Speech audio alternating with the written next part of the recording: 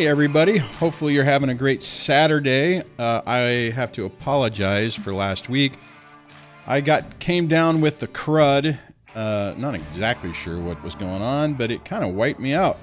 So that kind of screwed up last week of the year. So we are rolling down to the end of 2023, and I want to chat about a few things that might be pertinent to you guys, or maybe you can take something from it.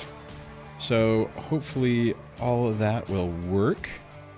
I intended to go out and do some tooling around now that I was feeling a little bit better, and it's raining. So I don't know if you guys have been seeing on the news in California, but we've had some major weather issues and gigantic surfs. And if you guys saw that one area in Ventura, Debbie, that place, that hotel that got wiped out, or motel, whatever, that's right on the beach.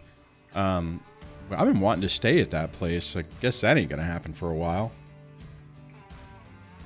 We are a little concerned about how this will affect our trip in January to celebrate our 10 years of being together. So that'll be interesting to see what happens with that. All right, let me roll down the music. So what I want to hit in the beginning of this is dodging rocks and taking your life back. Now, I'm going to wrap this around with what's going on with me, but I think it's kind of indicative of the things we have to deal with and how it just keeps, it's like the universe keeps testing you, using these people to really see, have you really grown?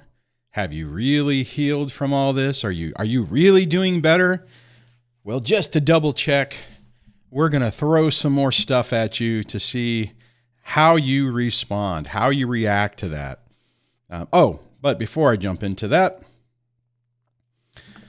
if you want to sign up for the SMS text notification, you can do that by texting DSDLIVE, all one word, to 844-598-0012. If you do DSD Live, all one word, it'll automatically add you in. One of the people who I just recently added in said, please add me in. And I had to manually do it. Luckily, I could figure it out. So if that was you, so hopefully you got the text notification today. And if you want to make sure that you don't have to rely on techno genius me to make sure it all works, DSD Live, one word, to 844-598-0012, and you will be added into that SMS notification list, which apparently I have been informed does actually work in Canada. So that was interesting. Hold on, I'm trying to. I always have to screw around with my windows and stuff, so I apologize. I'm like, what's the word I'm looking for? Like, I like everything in its place. In its place. If we run, longer and we want to turn on the telephone, that will, you have to let me know in the text. It's not actually active right now, but if you want to dial, if you are interested in it, the number for that is 1-424-373-5483. Or if you can't remember that, just remember 424 DSD Live, and you will be good to go. There's also a web interface. Again, it's not active. If someone wants to call in, just mention that, and I will take care of that. Wow, we got to, for these days that I don't plan this and I kind of do it out of pocket, I thank you guys for showing up. So we got a few people in here already, so that is outstanding. Hopefully you have your coffee. Oh, I have a new thing that I want. Hold on. I'm trying to figure some cool new things out. So if I hit the button too wrong. If there's some great news, I'm gonna basically go. I'm gonna run this after it finishes and go. How do I do this? Pause. Oh, help if I turn my audio back on. Never mind. If you're watching on the video, you can see confetti on there. So I'm trying to, I saw a thing on how to do that the other day, when I thought that was pretty cool. All right. So before we jump into the topic, let me just recognize some of the people who've jumped on so far. Jolkelman was actually on before it started, so it's not in my other window, but it says, good morning to everybody, or happy upcoming 2024. It's hard to believe the year is done. And, well, I'll jump into that because that's kind of going to be the topic for this morning. Wise says, good morning, all. Good morning to you, sir. Is word out on the... Whoa, what? Is word out on the Discord server? Do you mean that we have one, or do you mean that it's down and I need to look into it? But on that, if you are into Discord or you like Discord, if you roll over to the... Hold on, let me hit the right button. My little icons are not lit up on my Stream Deck, so I have to make sure I hit the correct button. Anyways, if you roll over to the DSD YouTube page, or you can actually do it on the website, if dadsurvivingdivorce.com, and you will find a Discord link and a way to join it there. The easiest way, though, is on YouTube. Just go to the main page, click on the and more links, so it brings up the About page. I used to have this in the banner, but apparently YouTube has changed that, and you will see the Discord invite link. You only need to do that one time once you have an account set up and you join the server. All you have to do is open Discord, log into it, and it will be one of the attached servers that you are connected to. Discord is actually a really interesting product, I guess. Amazingly enough, what I've been running for the last 4 or 5 years is completely free. It interfaces with YouTube memberships and stuff like that. It's really cool, and great group of folks over there, off of Facebook, off all the other socials.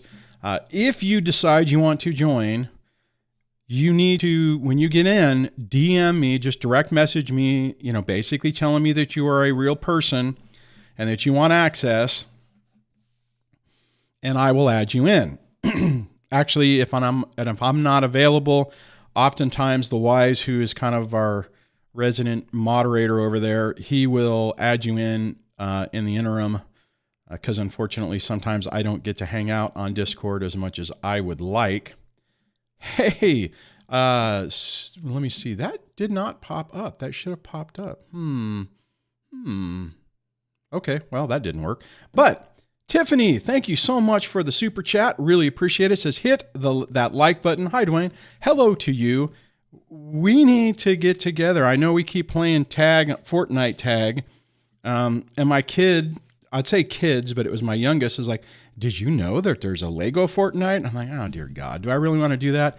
Yeah, I wasted most of last week when I wasn't feeling... Hey, it did work! Oh my God, the notification did work. Thank you so much, Tiffany. So my question is did anyone hear the audio with that? Because it kind of just scared me. So, that was interesting. Holy crap. Okay. That's a good way to sidetrack myself. Did anyone hear the audio on that? Oh my God. Okay. Anyways, thanks so much, Tiff, for that. I really appreciate it. Oh my God. All right. Joel Cummins says SMS text service still works fantastic. Outstanding. Ruben says, DSC, thanks for the Christmas show. It helped. Glad I was able to do that, man. That was, I guess fun's not the right word, because, we're not in a fun topic, right? I mean, it's not like, it's camping, or it's let's talk about fishing, or let's talk about backpack. Well, like I'm in a backpack. I'll have a heart attack and die if I did that, which probably is the reason why I need to do it. But anyways, no, thanks for saying that. I appreciate it. Dansky says, Happy New Year's Eve. Eve. You kind of freaked me out there for a minute. I'm like, wait a minute. That's not today, right? That's tomorrow. Hold on, I'm pulling up my calendar.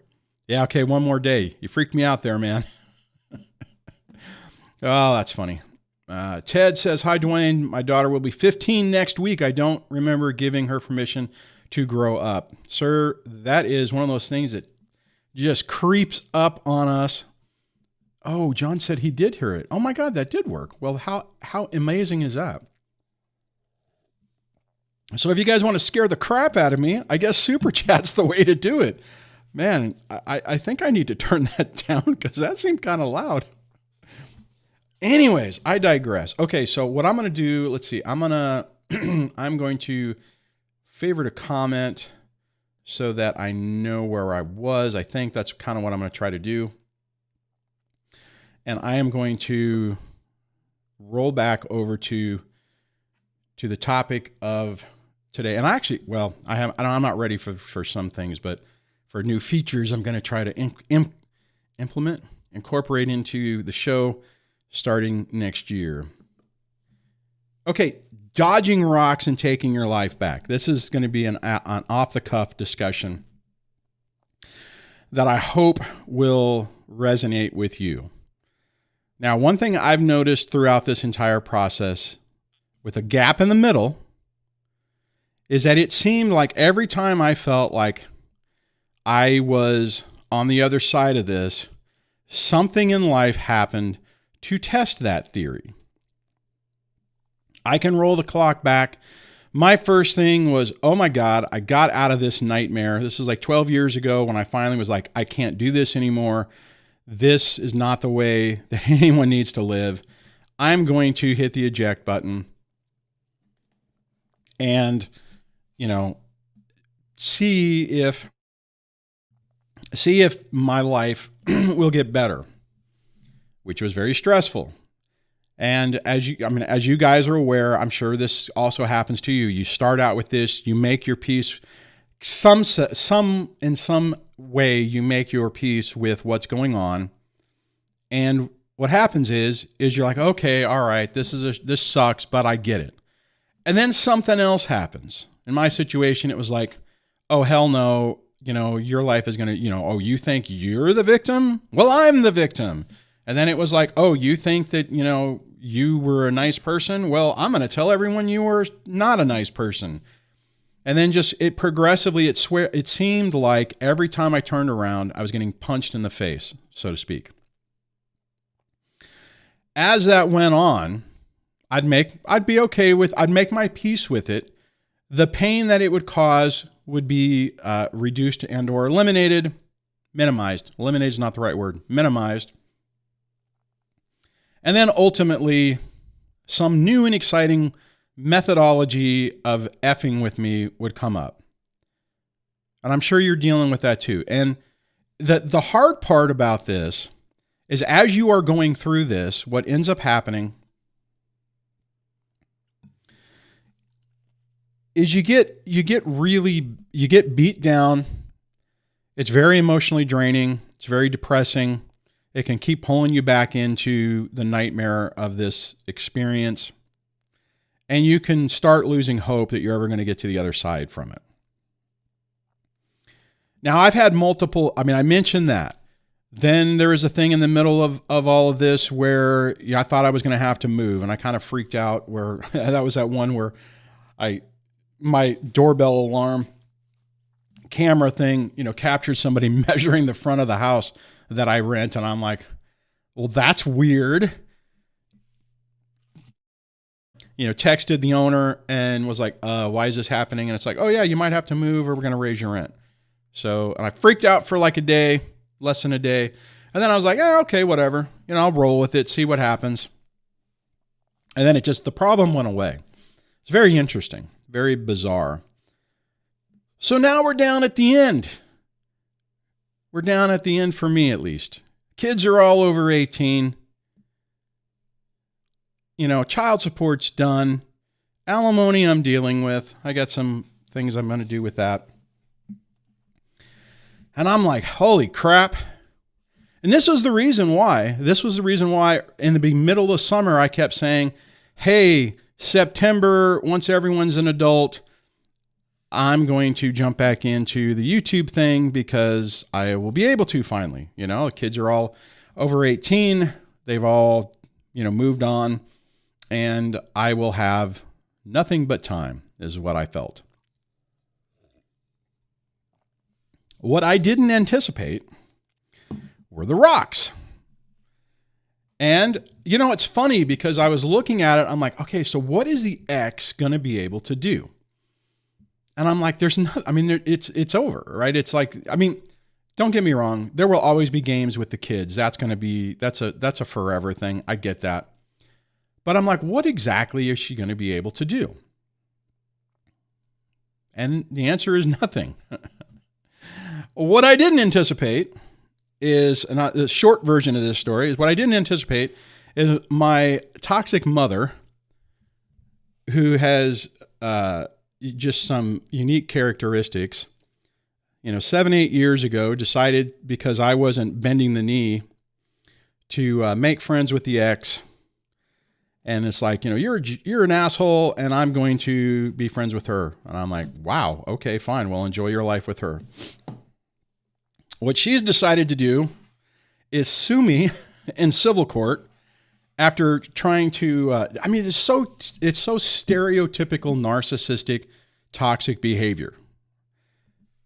Started out by sending crap to my work, to the leadership, saying that I was a piece of crap, that I was failing to, it's like, the reality is it hadn't even come up to her fictitious little contract thing, and saying, I'm a piece of crap. And the short version is she basically said, you're going to pay me $1,100 a month until all the money that I spent for the divorce is paid off. And that was a contract that we made. And I'm like, are you fucking kidding me?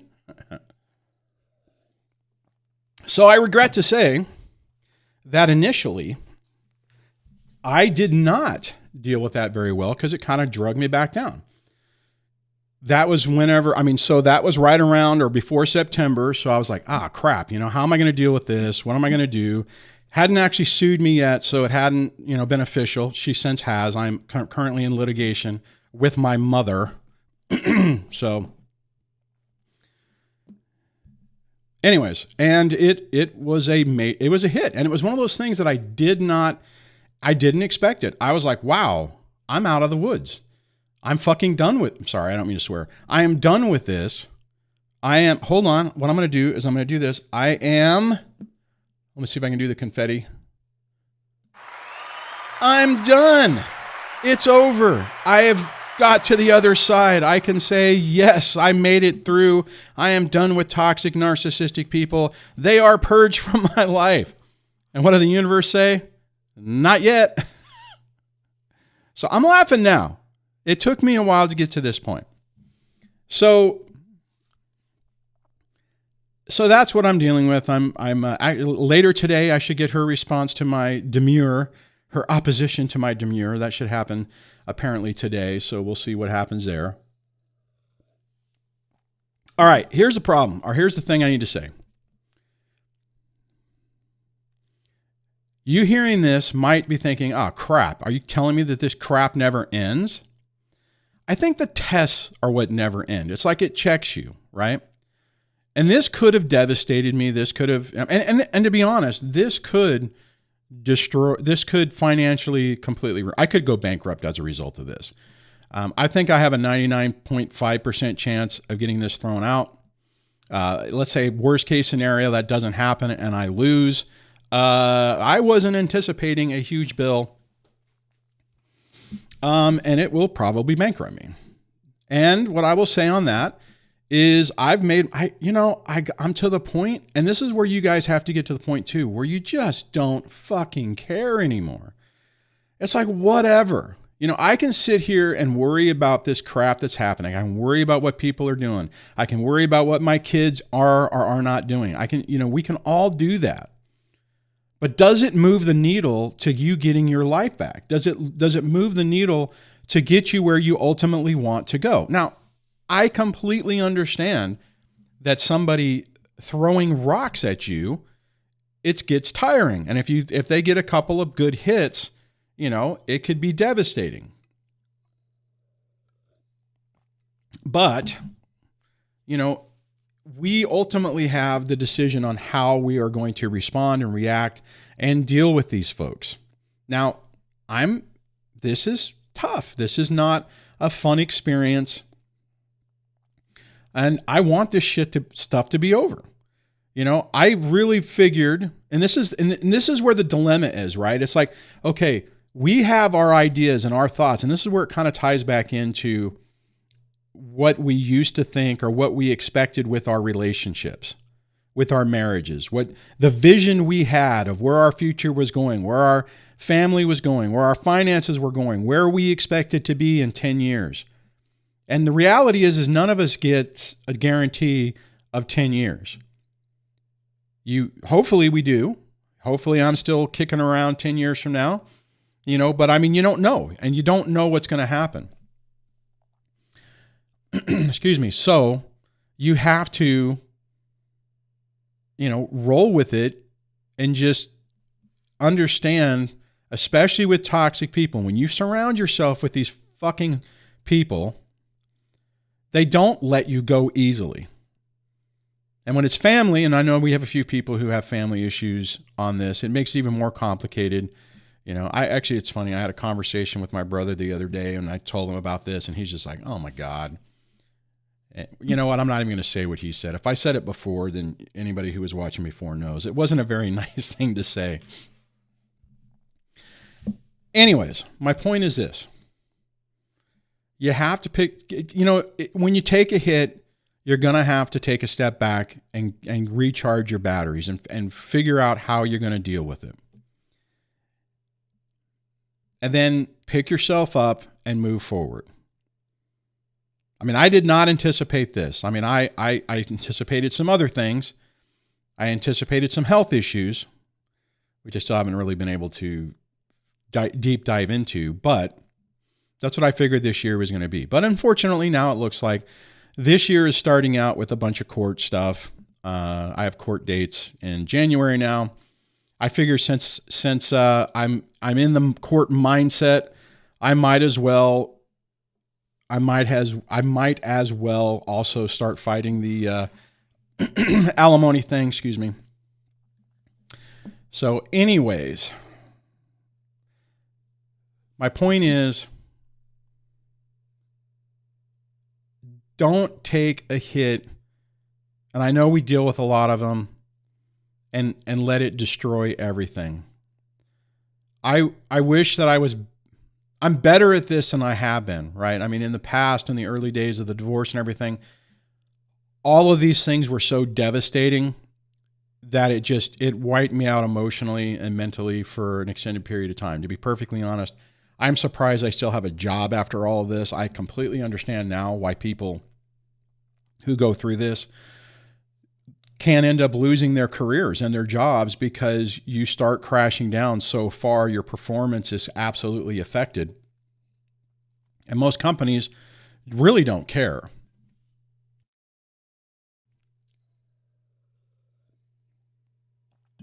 Anyways, hang in there. Hang in there with me, and we'll see how this goes. And as the old timers know, your life changes, your perspective changes, what you care about, what you put your energy into changes, and the effect that these folks have to drag you back down into the pit of hell diminishes. So let me know what you think about that. And let me jump back into the comments. Oh, the wife says, I tossed the link up in the Discord. Thank you, sir. Appreciate that. Tim says, Ted, my oldest just turned 16, so stay off the road in Michigan for a while. That's hilarious. That's pretty funny. Man. It's weird with my kids being, 18, 22, and 24. And the two oldest in February will turn, 25 and 23. That's just insane. Insane. John says, hi, Duane. Happy New Year, brother. Happy New Year to you too, sir. Tiffany says, hey, all, and did the super chat. So thank you so much for that. Tim says, 10 years in a great, let me back up. 10 years is a great achievement. In my nearly 10 years since divorce, I have had many more 2 dates and run-in experience. I have had many more 2 dates and run experiences that I want to remember.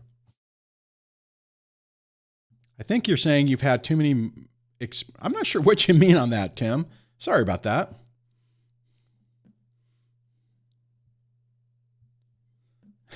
The Y says, DSD, you have a life. Was this court approved? Oh yeah. See, and that's the whole thing with this, right? What happens is when these folks realize, wait a minute, you're breaking free, you're getting away. Oh no, this will not do. It reminds me of the Pink Floyd. If I had more caffeine, maybe I would jump into a worm, Your Honor. The crown can plainly see the prisoner who now stands before you clearly has been caught red-handed showing feelings of an almost human nature. This will not do. Oh, dear God. Anyways. Ted says to Tim, where are the good women? So here's the thing.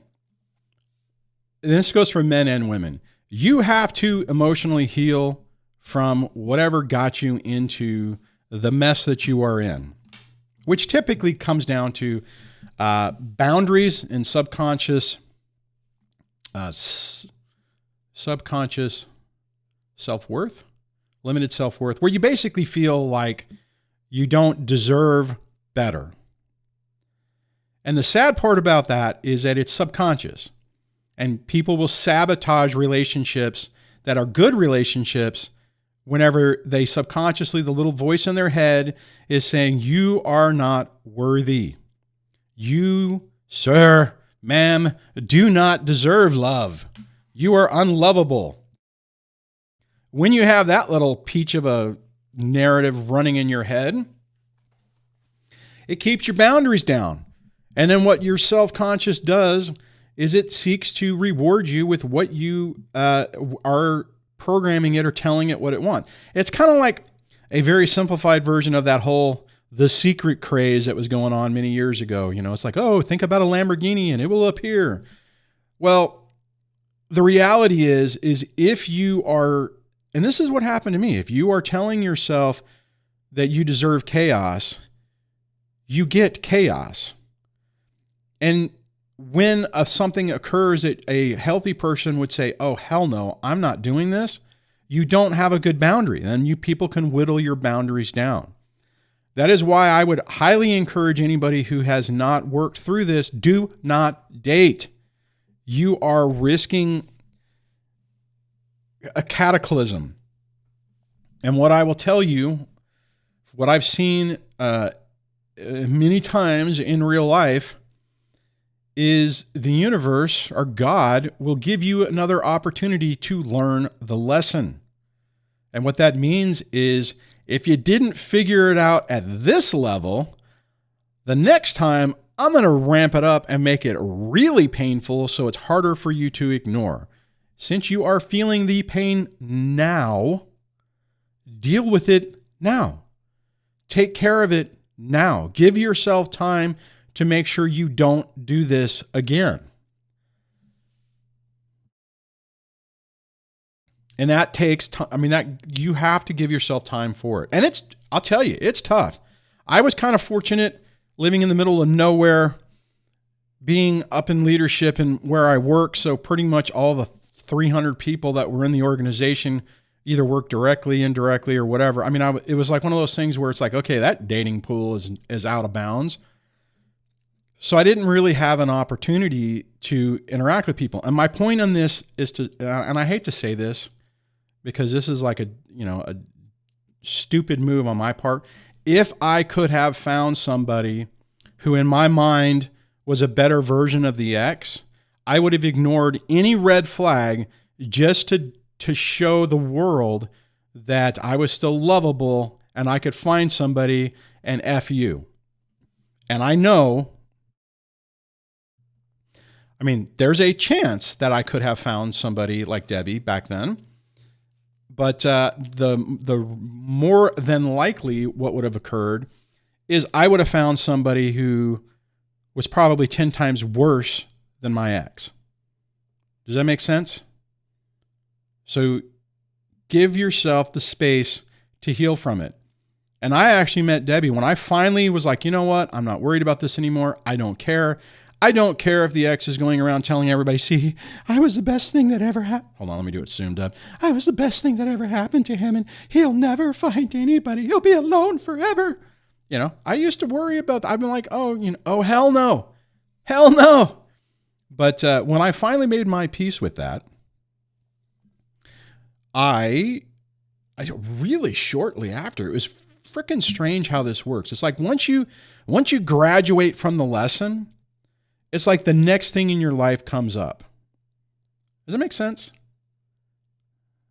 Anyways, curious what you think of that.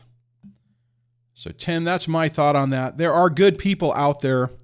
We just have to get ourselves to where we are ready to find them so that they will find us. Here's the other thing. Somebody who is emotionally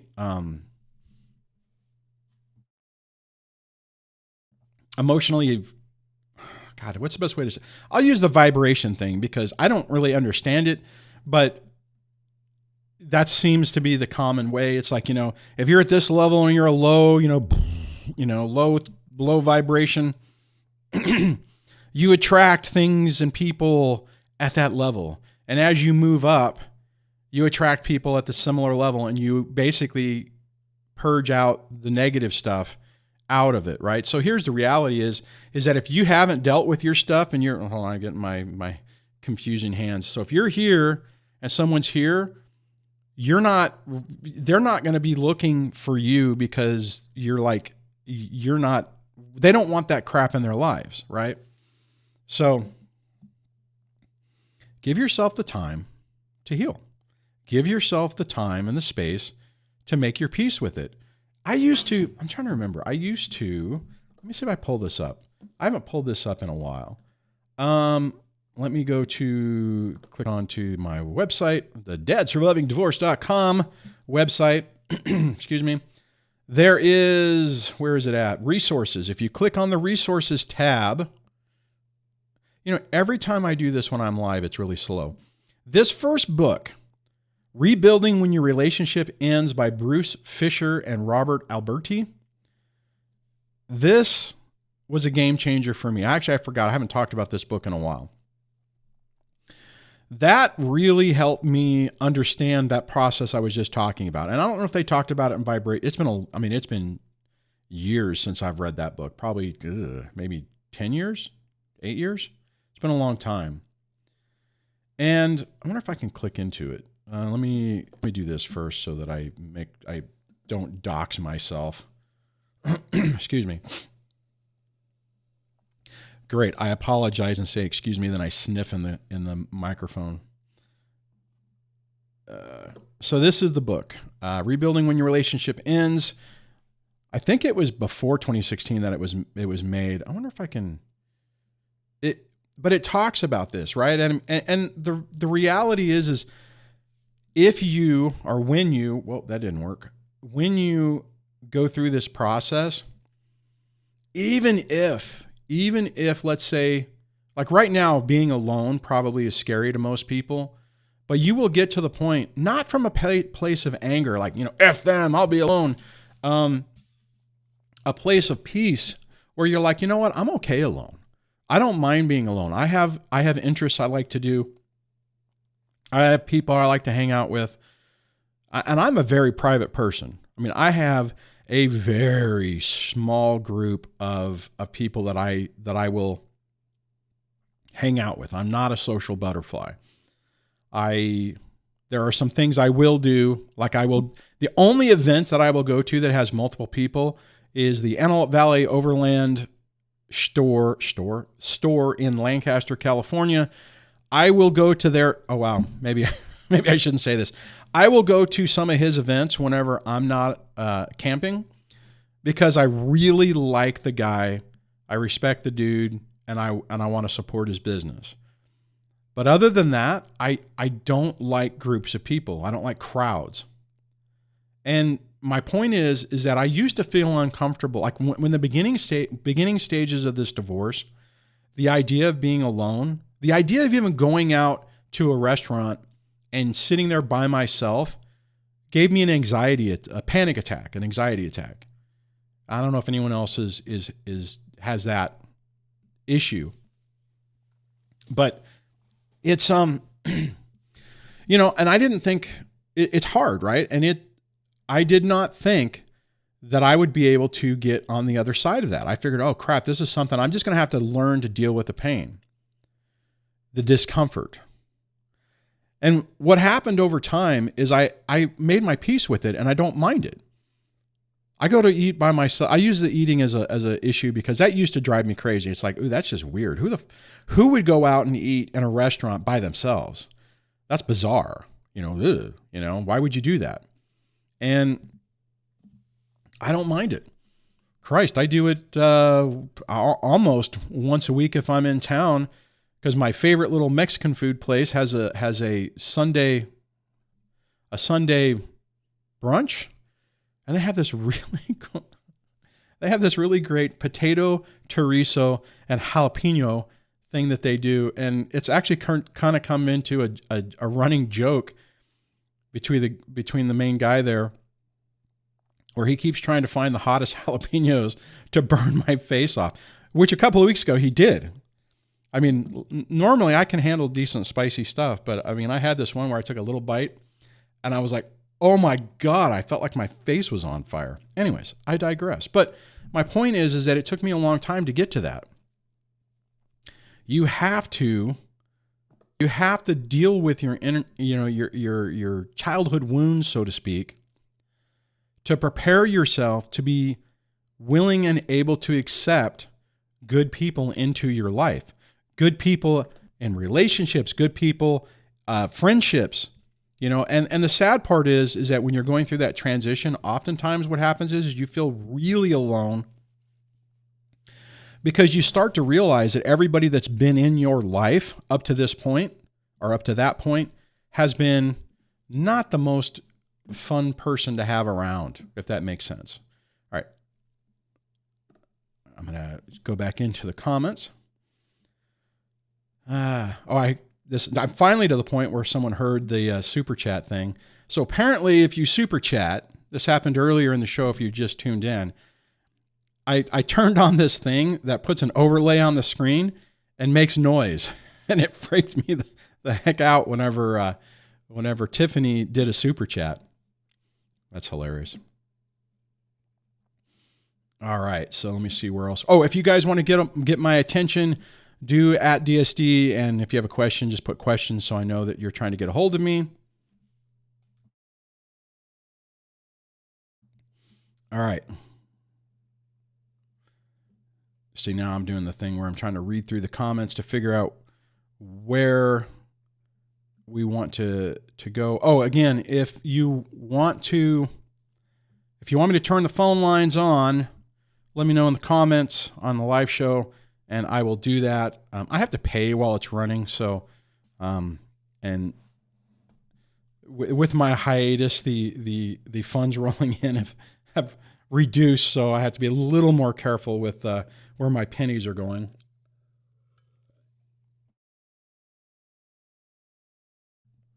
Anyways, all right. Joe Clemens says, DSD, is your mom feeding off your next? Yes, absolutely. They are two peas in a pod. And I could not be more happy for them that they get to spend most of their time together away from me. So, it's kind of weird. Yeah, my brother wrote her off many years ago. And I guess I just wasn't smart enough to realize that I was in a viper den. All right, let's see. All right, I'm just reading through some of the comments, looking for a question. FPS. Is that frames per second, sir? Let me know. That's funny. Says, that is so crazy. How old is your mother? 70 something, 78 maybe? You know what? Let me look. If it'll pop up. Scroll down. Oh, crap. I have to do math now. 47. What's it, 47? 19, 76. Approximately 70, 76 years old. Yep. Isn't that awesome? Good times. So it's funny. I was talking with another YouTuber about this, trying to figure out when I was conferring with strategies on how to deal with this. And this is before when it looked like they were threatening to sue. I'm like, really? Is this really going to happen? And he's like, dude, your mother's a beep. And, you know, yeah, that's probably going to happen. He was correct. He also feels that I have a good argument to make this go away and potentially go for costs.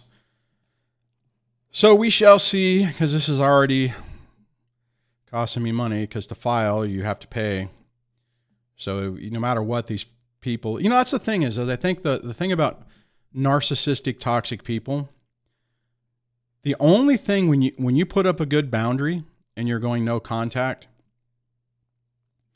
the only thing is that they can do that forces you to interact with them is court. Because anything else you could basically ignore. And that's what I've done for like the last 7-8 years when they've been playing this game is I'm just like, you know what? You're toxic. You're dangerous. I knew that if I said anything wrong, it would blow up in my face. So I just wouldn't respond. And now this is what I'm dealing with because I have to respond. I mean, the only other thing I could have done, and I did consider this, is I could have filed for bankruptcy and at that point saying that the bill was legit and that because it would push me over the edge, it'd be pretty bad. Because I was trying to think, it's like, how can I make this go away? If I had money and I could just pay the bill, I would do that just to minimize the stress and anxiety because this has been weighing on me. It's like this low level pain, you know, like a dull toothache that just won't go away.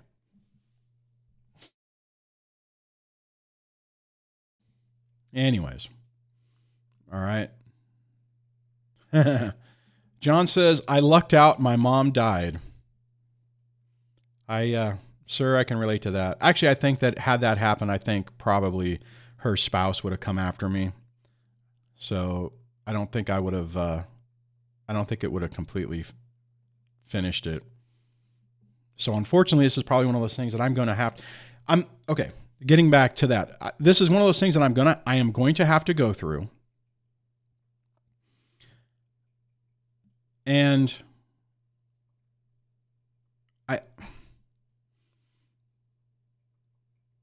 I'm trying to think of the right word for this. It's not pleasant. You know, I'm not having any fun with this, but it's, I don't know. It's like one of those things where it's like, it's almost like, okay, so what's going to happen next? What's the next thing that's going to really happen? Not really sure. Not really sure what's going on. And, and I'm okay with it, basically. That makes sense. You know, it's like, okay, I mean, even if the worst case, even if everything goes to crap, I'm okay, right? I mean, I think I'm at the point, like you hear the comment about, no more F's to give. And I made videos about that in the past. And I really feel that that's, you get to a point where you're so emotionally drained from dealing with this and having this toxicity in your life that you want to just get past it. Or you want to, no, not get past it. You get to the point where it's like, okay, I can think and worry about this. And some things you have to. And I have some stuff at work that's going on as well that I can't get away from, that I have to deal with. But at the same time, you're like, okay, but do I want to focus all my energy and time on this? And the reality is, no, you don't.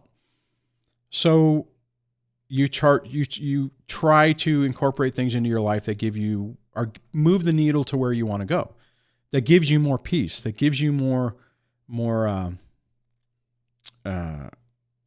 opportunity to just live your life, to find some joy and serenity and peace into it. Now, and understand that life is churn, right? There's things that are going to happen. And it's like, how do you respond to it? How do you react to it? Ultimately, the only thing that we really have control of is our own interactions and reactions to this. All right, so I'm going to start trying to scroll down because I know I am getting way backed up. Actually, I asked a question to FP. Oh man, I'll do this. I'll tag that one, and then I'm going to go down because FPS answered my question, and I want to respond to that. Where are you at? Oh, you know what? I can do a search. FPS.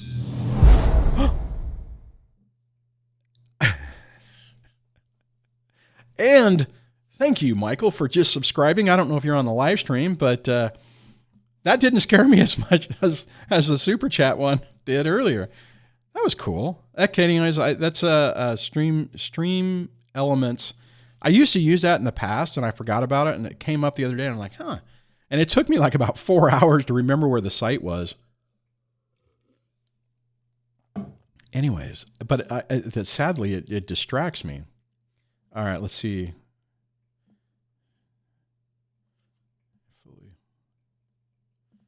Oh, FPS had said to Joel Coleman, wow, crazy. My mother isn't either. She's 68 and no mental deterioration yet. Oh, geez. In other words, her evil waves are spot on. Full steam ahead still with her narc ways. Oh, sorry to hear that, man. Oh, wow, there was a lot of parts I missed. All right, here you said. It says, DSC, no, it's not frames per second. It's the initials of my service business I run. I'm a piano tuner. A piano tuner. That's freaking cool, man. That's outstanding. I don't even know what to say to that. That's pretty cool. All right. Let's see here. Let me get back to where I was.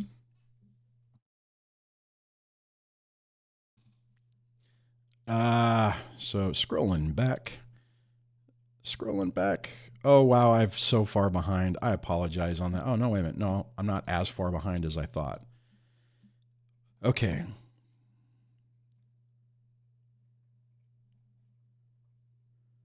All right, let's see here.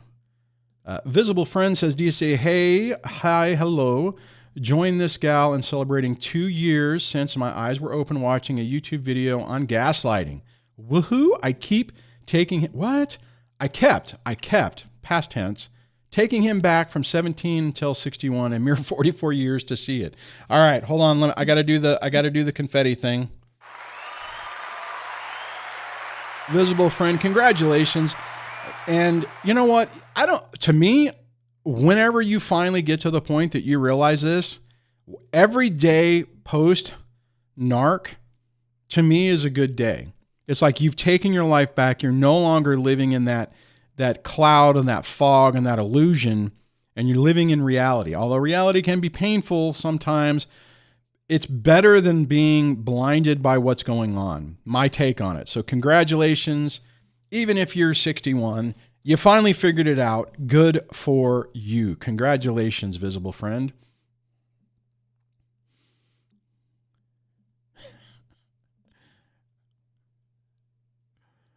Oh, the secret word. I'm trying to figure out the Wise. I'm like, what the hell is he talking about? The Wise says to DSC, the secret crave works. My Lamborghini arrived. I just have to get it out of the Amazon box. A bit hard to squeeze into, but I'm done paying child support. I should fit without issue.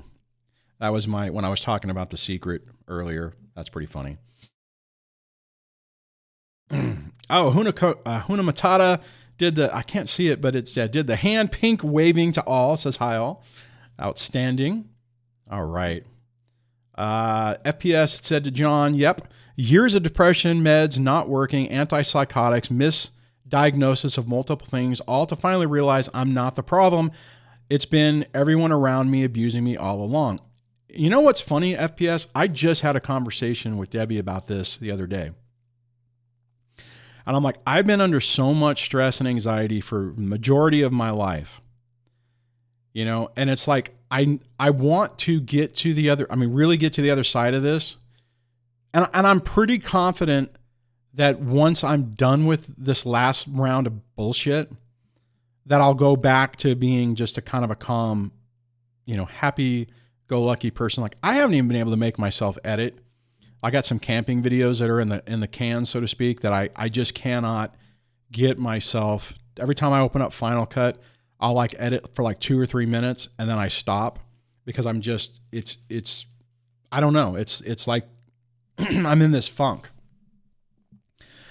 And, it's been kind of frustrating. So, but I know that when everything is, when all the crap is kind of purged and it's like at bay, I feel really good, and I think I'm going to bring your comment back up. I think this is a struggle I think a lot of us have when we've been around toxic people majority of our lives, including our childhood.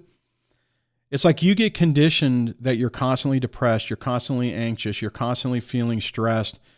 I used to have this problem where my hands were constantly sweaty. I even at one point was like, should I go get that freaking surgery that disconnects that gland so my hands don't sweat because it's gross. Every time you go to meet somebody, you're wiping your hands. And that's pretty much gone away. Now, maybe it's, food or something else. But what I will say is as some of this crap is ramped back up, that problem has crept back up. And it's like, oh my God, that issue I had from years was because of that anxiety and stress, that low grade anxiety and stress that I dealt with from childhood into adulthood. So I think, don't get me wrong. I'm not a medical professional. If you need to do what's right for you and you need to find out what's going on, but it would not surprise me if most people post all this stuff do not need the medication and the different therapies that these environments and situation kind of make us have to deal with, if that makes sense. So I appreciate you saying that, FPS, because that's a good one. I put it back up on the screen. All right, let's see. Tumblr says, DSD, hey Duane, hope you had a great Christmas and feeling better. I do feel much better. I still feel like I got a little bit of it lingering, like, hey, don't forget me, meaning whatever the heck I have. I think I have probably a upper respiratory infection again. That's kind of what it feels like. Kind of thought I was having a heart attack the other day. That wasn't fun, but hey, I'm still here. So, but it also feels like it's a very similar feeling whenever I have an upper respiratory infection. Sorry, I got sidetracked. I got my normal parenting time. Wait a minute, hold on. Christmas and feeling better. I got my normal parenting time, no supervised visitation. All right, hold on. I need to add a button for this. Congratulations, Tumblers. That is outstanding. I can do it manually. That's great because if you folks know his situation, his ex was playing basically the silver bullet, really trying to set him up. Gosh darn it, I need to keep this on the screen longer. At emergency hearing, wait a minute, let me back up. I got my normal parenting time, no supervised visitation at emergency hearing, and CPS closed my investigation, winning. Sir, that is outstanding. I'm going to do that again because that is outstanding. So congratulations. See, and here's the crazy part about this. Being outside of his story when he was talking about it, this is what the outcome I thought it was going to be. But I also know that if I was him going through that, like even me, like I'm confident that my current situation is going to resolve itself. But what if, right? So I'm sure Tumblers, until he had that emergency hearing, was like, what if this sticks? What if they believe her? What if they're like, well, wait a minute, you know what, and you don't know. And these fucking people drag you into this. And like I was talking about earlier, you know, whenever you go the court route, you have to show up. So technically, even whenever they go the CPS route, you still have to show up because there's no way around it. You can't just extricate yourself from the situation. Tumblers, if you are willing to call in, let me know and I will turn the phone lines in. I know you do call in periodically. You may not want to, though, considering the stress this has probably caused you.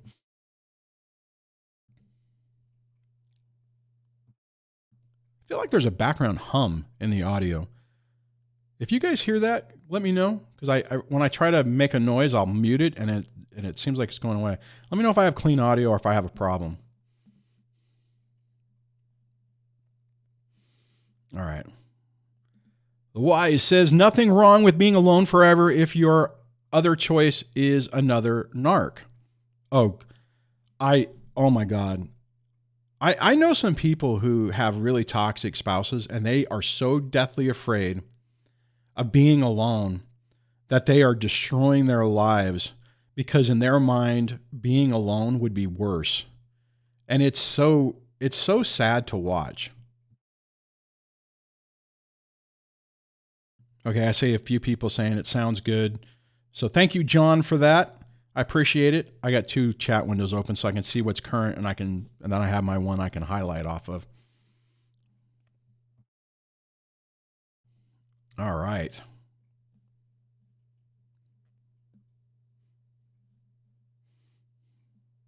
Oh, Diane, this is a good one. So Diane says, I left mine, and boy, he loves to play that up as a victim. How dare I leave him after all the years of hell? You know, and it doesn't matter. I mean, it's like, no matter what you do with a toxic, narcissistic person, they will spin it somehow that they're the victim. You should have pity on me. The other person is horrible. And the sad part is that if you're just cursory, flying around, you don't know what to believe. And I mean, I used to fall into that. Hold on. I'm trying to figure a way to where I can keep my comments up on the screen longer. I know there's a way to do this. Stream. I apologize. I get so easily sidetracked. Video, audio interview. Huh. I know there's a way to do this. I can't remember how I did it. Oh, automatically hide comments after. Let's do 90 seconds. All right, found it. So I'm going to pull that back up. I'm going to do this again. So Diane says, I left mine, and boy, he loves to play the victim. How dare I leave him after all these years of hell? And what I was saying is that these people love to play the victim. Doesn't matter what you do. You could stick around, and if they finally decide they don't want to toy with you anymore, then they'll somehow, and the crazy part is you could turn around and say everything that I'm saying is because I'm a narc and I'm playing the victim. I mean, and it's hard to figure out. It's like, well, what's real? Now, for me personally, I just stay out of this crap. I mean, if I wasn't running this channel, I wouldn't be talking about this anymore. The only way I would ever engage in this is if I had a friend in real life who was going through it and needed support. I absolutely would try to help them. But again, what I mentioned earlier is I'm kind of antisocial, so I don't really have a lot of people I hang out with. So for the most part, I don't know anybody who's going through this. One person, but their situation, they didn't have kids. It happened really quick and it turned out pretty easy for them. Anyway, so yeah, I mean, and then that kind of rolls into, Diane, this is why, excuse me, let me try to get on my Mindset for Narcissistic Abuse Recovery playlist, easy for me to say. This black hole thinking video, super important. That right there is critical because you have to get to the point where you don't give a crap of what is going on in their world, in their house, what they're saying. All of that, because it's a way for them to drag you back in. And I'll tell you, and Diane, you probably can relate to this. When I finally left, I went through that like, oh my God, I've been a victim for 20 years, 22 years. I've been living in this hell, and I'm finally breaking free. And I'm sitting there. It's like, I'm not owning. It's not the right word, but I'm sitting there like, oh my God, this is my reality. And then I hear she's telling everyone else that's her story. And I was like pissed. I'm like, are you fucking kidding me? Seriously? And then I didn't have time to react, because then the frickin' flaming spears started coming, and I was like, oh, I better get my game face on, because this person is trying to destroy me. All right. I'm scrolling down.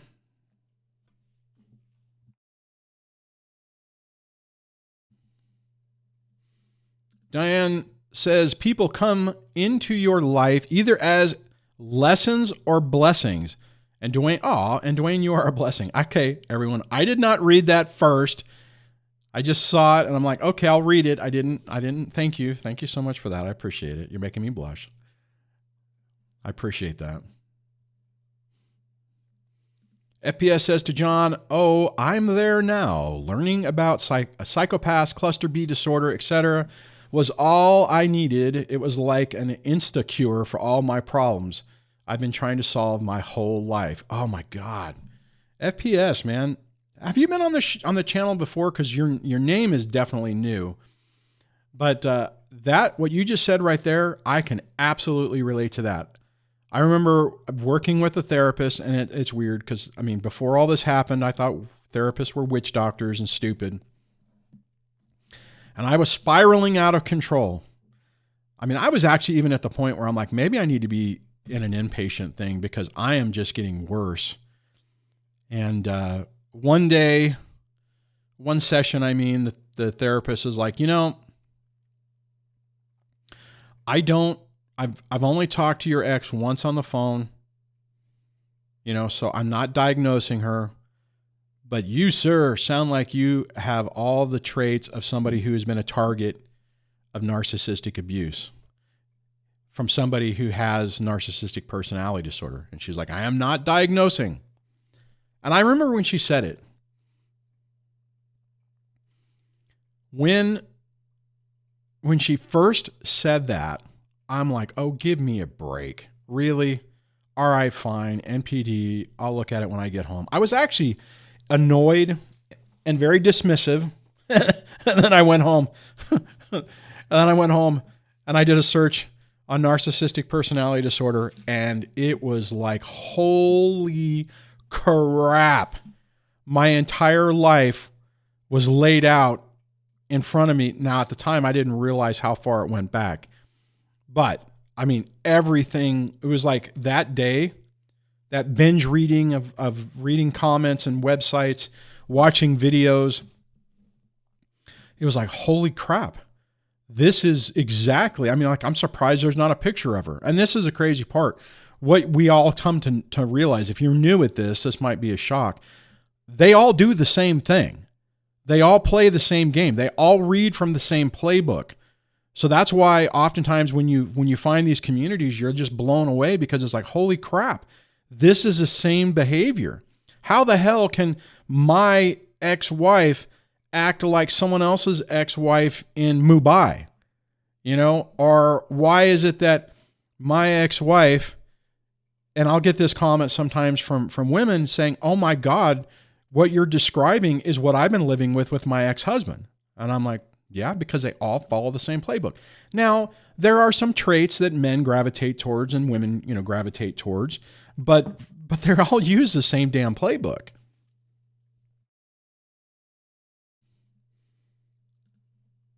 Oh, okay, let's see. All right, I'm scrolling down. I don't like Walmart. John says, Duane, I don't like Walmart. I think you're saying you don't like groups of people. I don't like crowds. The only thing I can do, if it's something I really want to do, like for instance, let's see, let me come up with an example. The latest example that I had, before I bought here, let me pull this up because it gives me an opportunity to talk about this. God, I got to move this button because every time I almost hit the end of the show button. So before I purchased before I took a loan to get my camper, the only reason that's important is because if I knew, just going back for a second, if that loan thing that my mom is trying to say was legit, I wouldn't have all that crap that I did that last year to do stuff with my daughter. I wouldn't have done because I would have needed that money to pay this bill that I didn't know I had. I digress. What I'm trying to say is when I was first looking into this, there was an event down in San Diego where the Super Pacific people, let me see if I can pull that up. Let me do this real quick. I'm going to go like this. Super Pacific USA. So when the Super Pacific folks went, you can actually, they're branching out to where you can like buy one in San Diego and they'll ship it. They're in Portland, Oregon. Anyways, they had an event. I went to that and there were people and I forced myself to do it because I was really interested in this product and I wanted to learn more and I wanted to talk to people about it. So it's like, if there's something that I'm really interested in, I'll do it.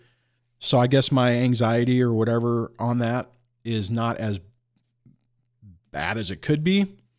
But, yeah, I don't like groups of people. My ex used to knew this and would drag me to like the mall on Christmas. And I could do it for a little while. And what I would ultimately do is I would have to leave her and the kids and go stand outside and get away from everybody, get away from the noise, the people, the motion, because it would freak me out. Does anyone else have that issue? It's very annoying. I wish I didn't have that. I mean, and I guess technically I've never dealt with it. All I do, I don't go to those places anymore.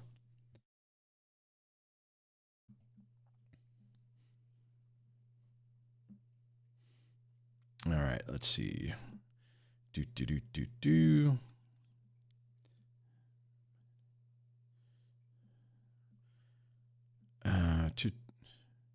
Hey, Wooz is on. Hey, Duane, nice to you. Nice to see you, as I think what you're saying, sir. Oh, this is good. Diane says, more peace, less boops. Exactly. Oh, and if you become a channel member, you get the special boop emoji. So I'm going to do this in the chat right now. If you go boop, it's a special customized icon with a big finger going boop. I hope you guys don't mind that I laugh at some of this stuff now, because for the longest time I couldn't.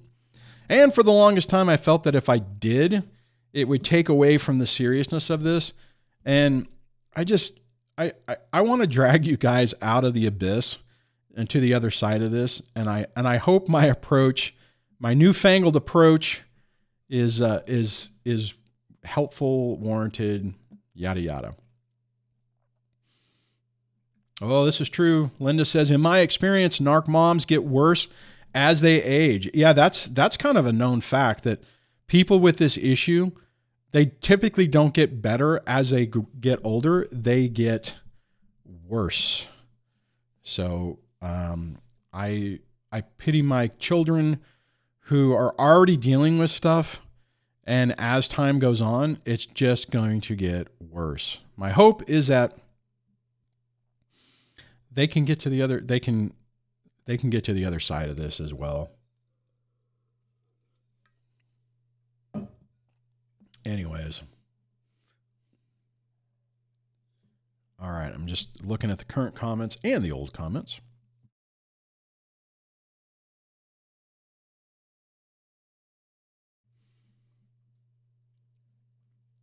Oh, Diane used to listen to Angie. That still blows me away that she's passed away. I just, honestly, of that group of people from back then, I really figured I'd be the first one to go. So yeah, that's, I saw a video of hers pop up the other day. It was a short. I don't know if it was an old one or if it was, I think her son has been reposting some content and old videos and stuff. So maybe that's what's going on. I'm not entirely sure.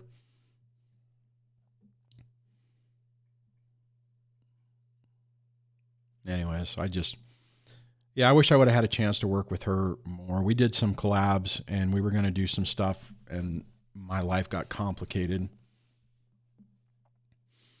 Ted says, Duane, that no contact is difficult when children in court enforced child support is involved. No contact when you have kids is basically impossible. That's why hybrid no contact, the first video on this mindset for narcissistic abuse recovery, is so important, because if you have kids, you do have to maintain some type of contact.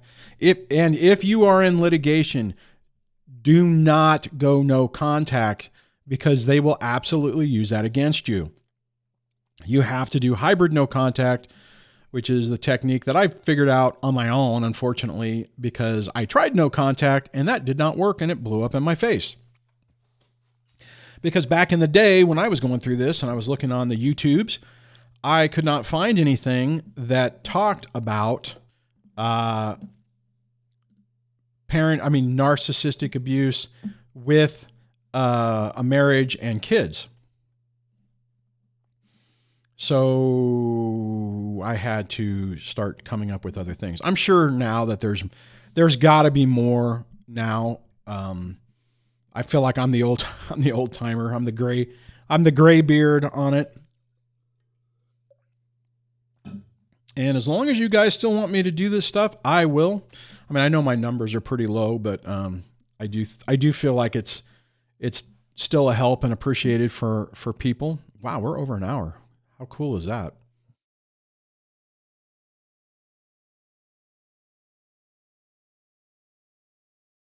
All right.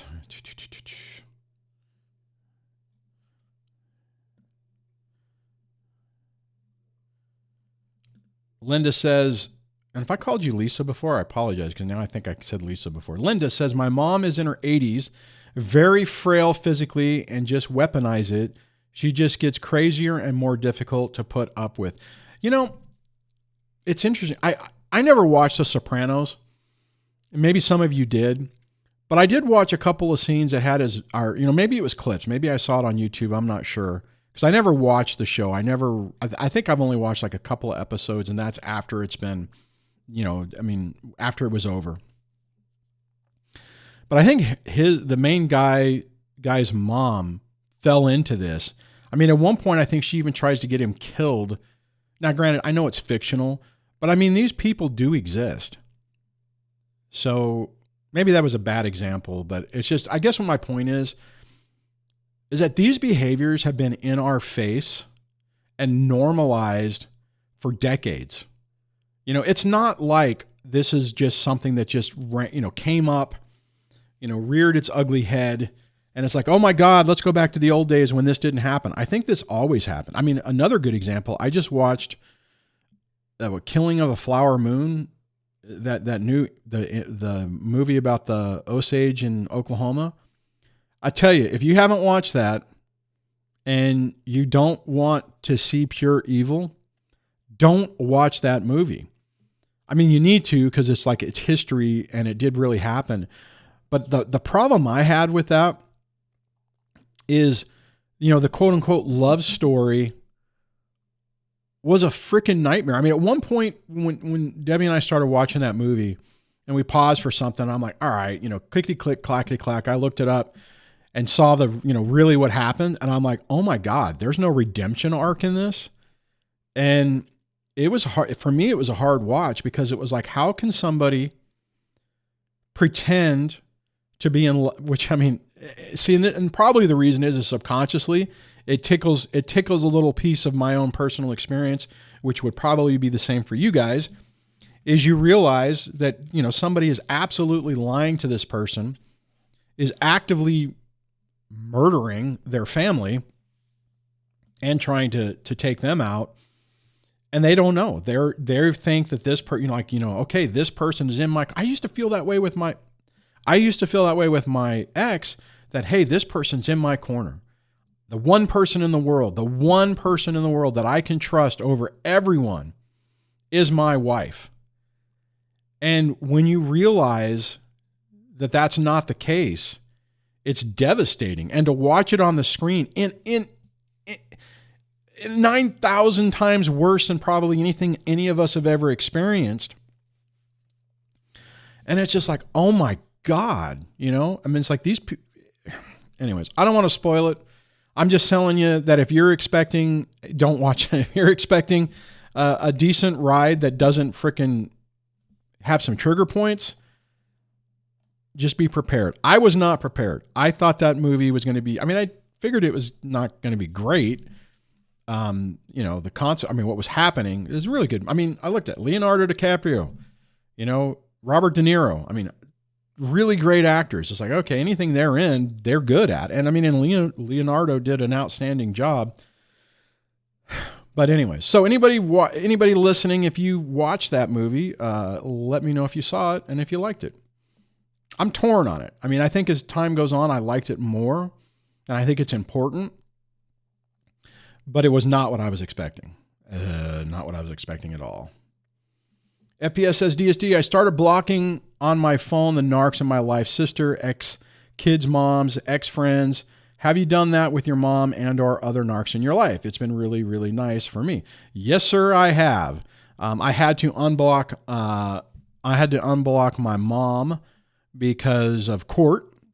So at least I think I have. I don't know if she's tried to send me an email. But because of this, I had to do that. The ex I intended to block, but I haven't. But technically, I think she has me blocked on everything other than phones.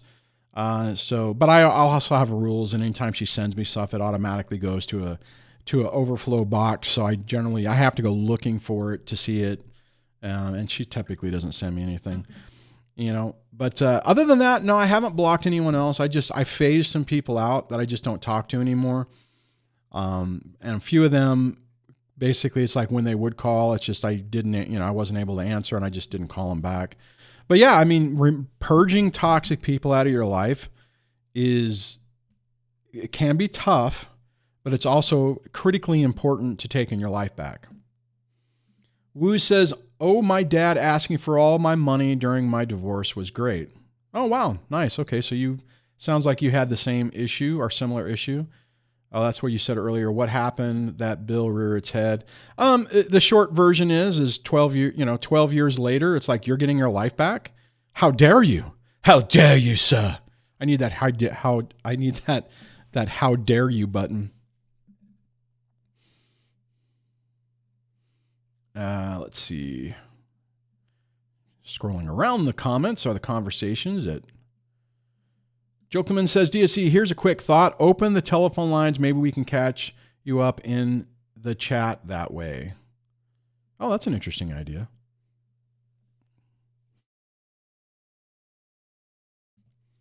Oh, Ted says, HD Tutor. Man, that guy's a hard guy to listen to, too. Is a diagnosed NPT on his channel. He says, as soon as you know that someone is a narcissist, just leave immediately. Yeah, he's a... Is he still up? Let me, let's see here. Let's go YouTube HD Tudor. He's probably got 1 million subscribers by now. Yeah. See, I can't grow. Yeah. HD Tudor, knowing the narcissist. I think that's the right, wait a minute. Yeah. I think is that his channel? Am I on the right one? Am I on the correct one? Yeah, when I haven't listened to him in years, and honestly, whenever I did, it kind of made me feel sick to my stomach.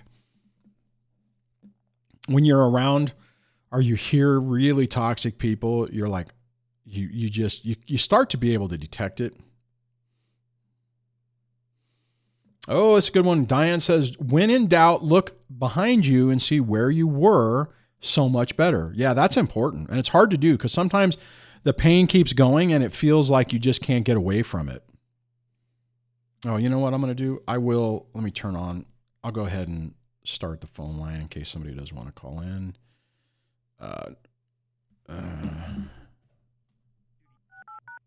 Yeah, okay, so that's working. Now I have to start it. Start show. Okay. Oh, wow, that didn't work. Probably because I sat here too long and didn't start it. Okay, that did not work. My shows. Sorry, guys. Yeah, there we go. I just waited too long. I apologize for that.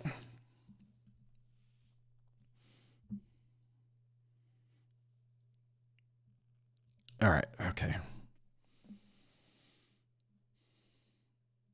Yeah, Linda says, I can't stand H.C. Tudor's voice. He's like an evil Hugh Grant. Yes. Yes, that's exactly what I'm talking about. You just feel it, right? You feel it. Anyways, wow.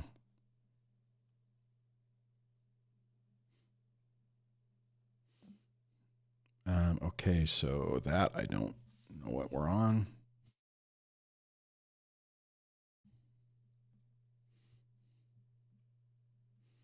Y says, DSD, smidge of humor every so often. Yeah, you have to. You have to. Wow, I'm way behind. Let me look at the... See, I almost have to do this backwards. So on the movie, Ted says, epic film, Killer of the Flower Moon. I wonder if anyone else talked about that.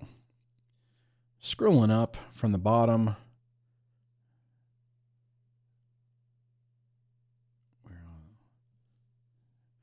All right. Oh, interesting. Ted says, Dr. Martha Stout, 13 Rules for Dealing with Sociopaths in Everyday Life.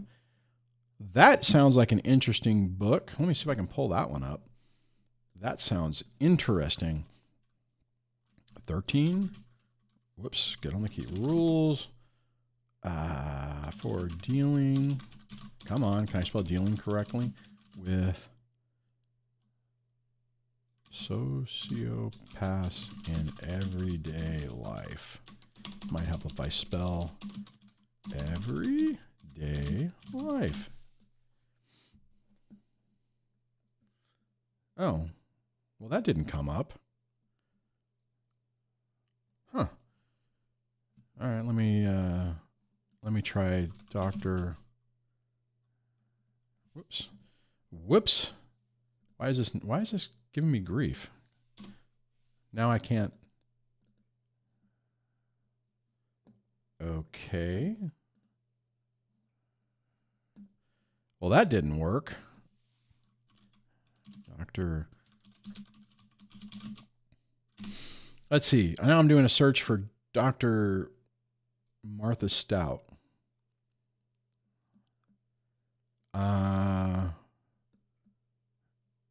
It must be a video or something. Okay. I do see that she has some books. And you can see I'm trying to buy some shirts over here. I don't know how to make that go away. That's annoying. So if you think I need more black shirts, because that's all I wear, well, other than this gray one, that would be a great super chat. Anyways, I digress. All right. So apologize for that.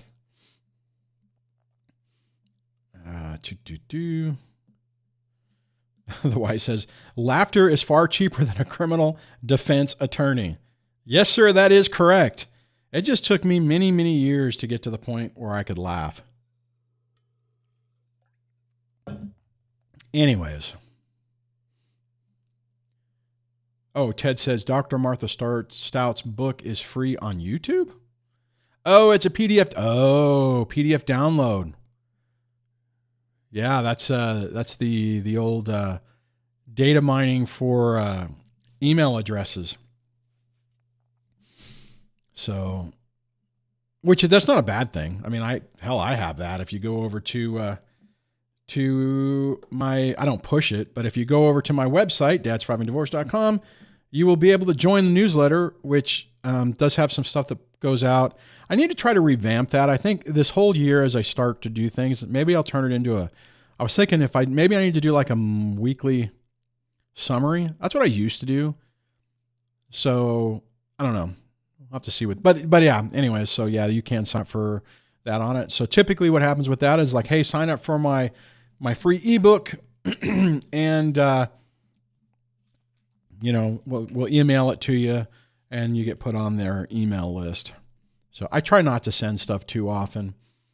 So, and I completely understand, like with my channel, since I've been kind of dormant, that now that I'm creating content again, people who've moved past this are going to be like, oh, wow, I don't want to see this anymore. I don't need that anymore. And they unsubscribe. And the numbers are showing that. So, anyways, whew. All right.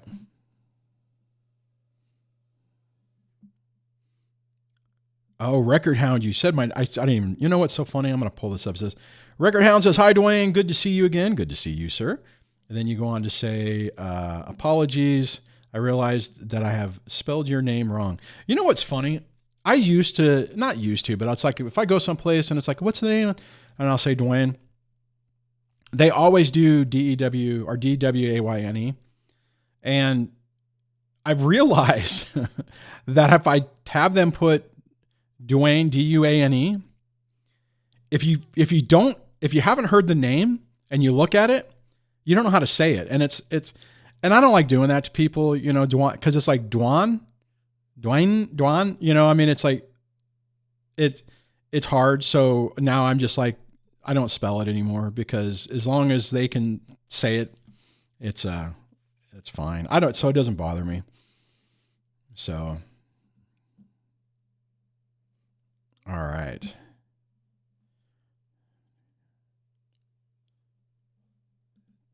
Diane says, I know it's difficult to continue talking about this. I too am out and this topic definitely triggers, but it's such a lifeline. Folks need a place where people quote unquote get it. It's insidious. Yeah, that's true. I mean, I guess that's one reason to continue around is because other normal people who haven't had these experience,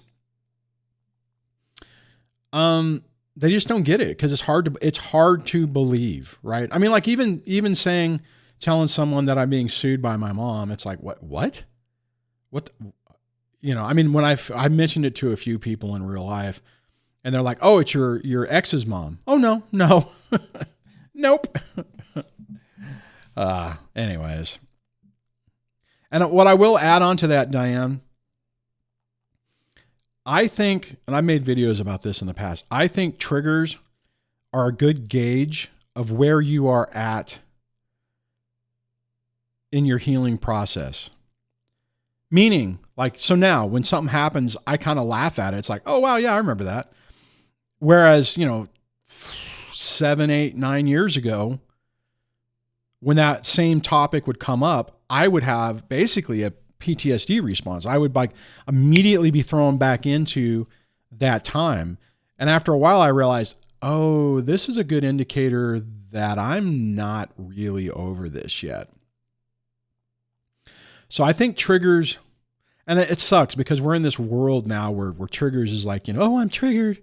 I need a puppy, and it's kind of annoying where there are people who really do have triggers, right? There are people who have PTSD, post-traumatic stress disorder triggers, that have complex post-traumatic stress disorder triggers, and they are real, I think that movie we were talking about is an example of it where I was having a response to it but I could recognize it, right? I'm like, instead of it being like, man, I don't understand why this movie is bothering me. It's like, oh, I understand why it's bothering me. It's bothering me because it's freaking pure evil. This really happened. And you're watching something play out that is, one of the worst betrayals ever, in my opinion.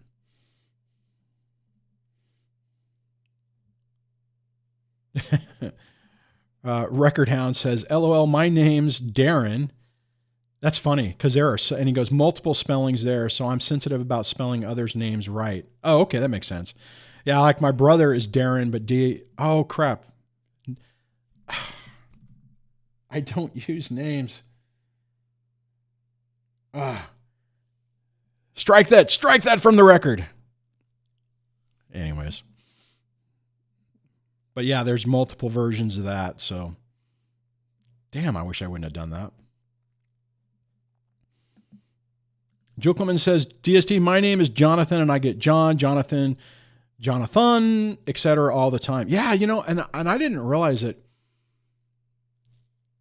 Some people are very sensitive about their names. I had somebody I was dealing with the other day, and it's like, I'm trying to remember what it was.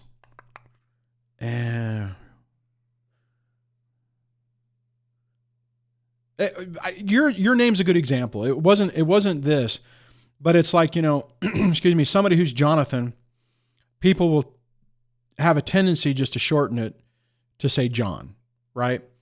And some people don't like that for whatever reason.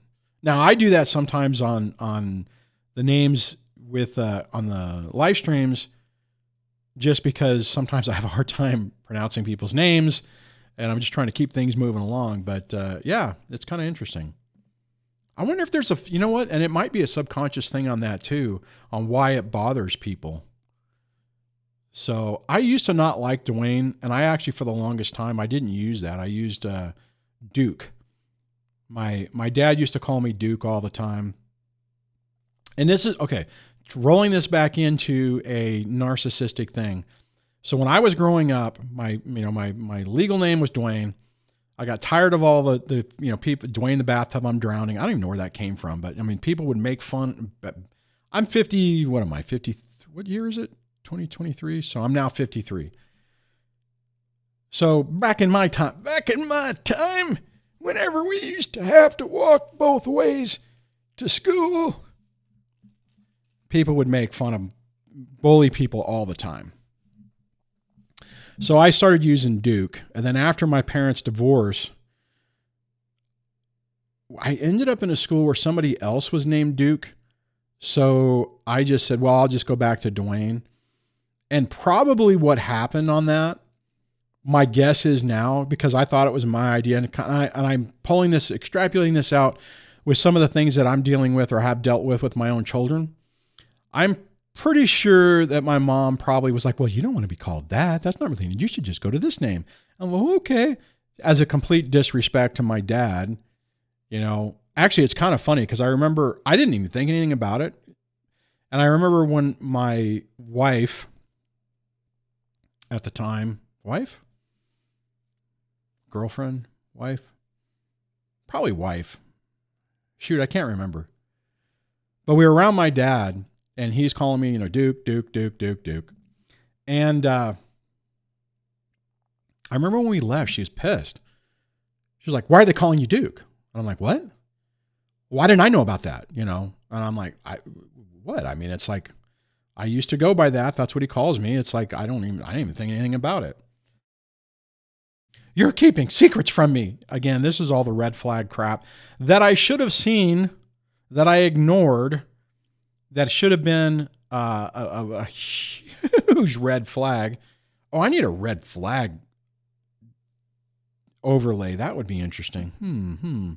I'll have to see if I can get somebody to create that for me. But anyways, yeah, I mean, it was, man, there were so many times where it was like, oh my God, I should have known that. Whoa. Key says you could have had a detective show called Duke. Oh, that's funny. Yeah, that's funny. That's Duke of Earl. Yeah, my dad used to sing that to me all the time. Duke of Earl. And I can't remember the rest of it. I forgot about that, man. Thanks for bringing that up. Keith, that probably means you're close to my age, would be my guess.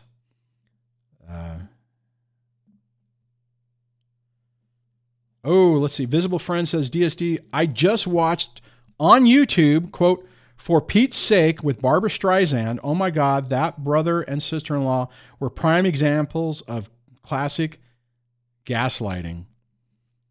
Hey, I got a question for you guys. How many people dislike watching things that kind of hit a nerve with our personal experiences? So, red flag. I'm sorry. I clicked it before. All right. Ted says red flagistan. I love that. Man, I need a way to do that. That's funny. Keith, 65. All right, sir. I figured you had to be in that age. Well, you're above me, so that's funny. And I'm almost out of coffee. That's a bummer. Joel Clement says Duane the Duke of DSD. That's funny. I love that. Linda, let's see. What did you say before?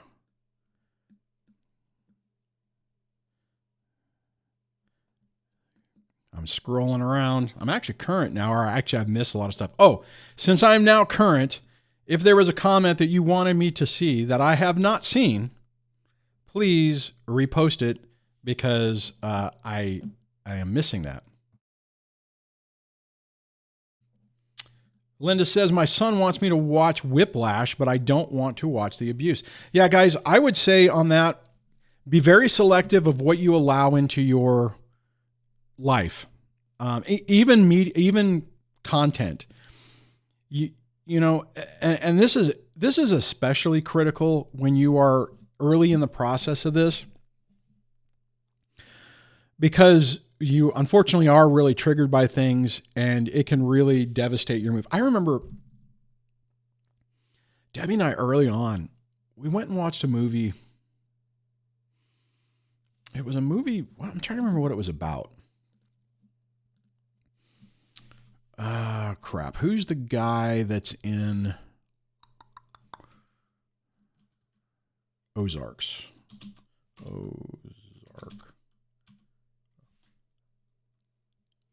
Cast.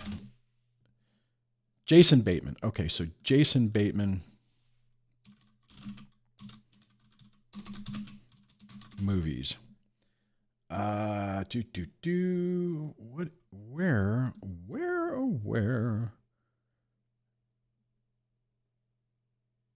This is where I think it was this one. We went to go see. And this was a colossal mistake. This was way early on in our relationship. This is where I leave you. Let's see if I can get to the point where I can read this. It says, after their father passes away, 4 grown siblings are forced to return to their childhood home and live under the same roof for a week. That part sounds okay. The problem is the relationship part really was triggering for me. I think I had to walk out on that one.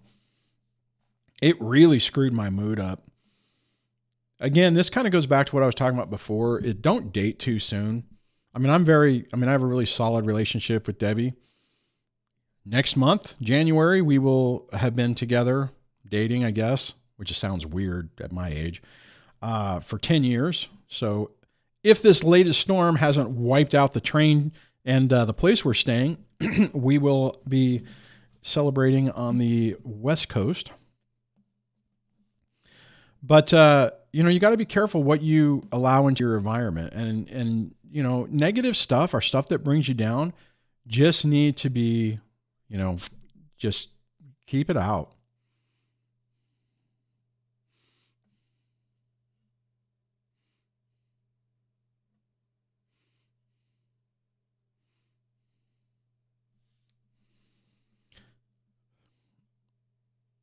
Oh, wow. Keith says, turns out that Joan Crawford wasn't as much of a mommy dearest as her daughter turns out was in fact. Goes on to say, her daughter was the true gaslighter and more. I'm not going to read that one, so I'll take that off the screen. Because I don't want to put your last name up there. See, that kind of goes back to what we were talking about before, is that, the different versions of the story, and doesn't that make absolute sense that somebody who is toxic and running a smear campaign and trying to destroy the other person would make a freaking movie out of it. So, I mean, everybody, maybe there's an age. Let me ask you this. How many people, when I say no more wire hangers ever, know where that's from? Like when I said that, I see that part of the movie.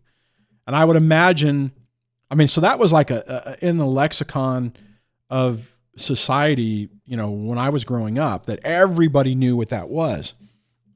So, Oh, Visible Friend says DSD. I'm not always up for watching toxic stuff, but mostly it's validating. Like, quote, how do they know with Jack Nicholson and Paul Rudd? Yeah, see, that's what's the crazy part is that,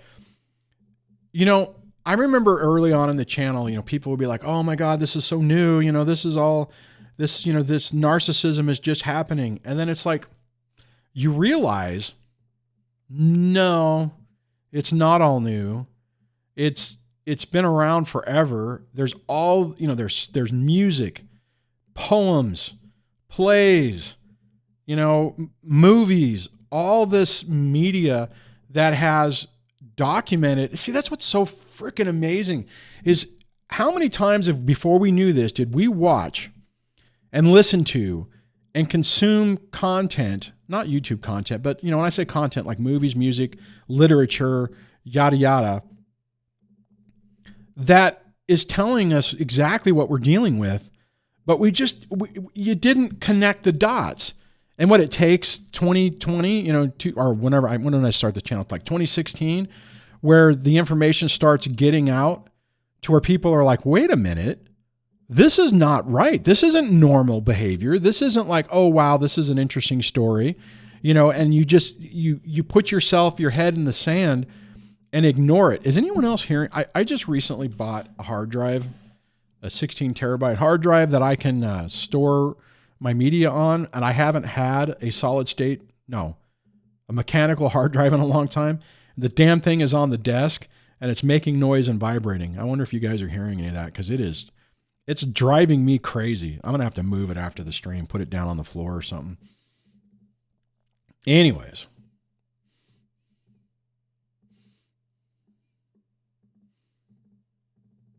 Keith has said, hey, Duane, I'm 65.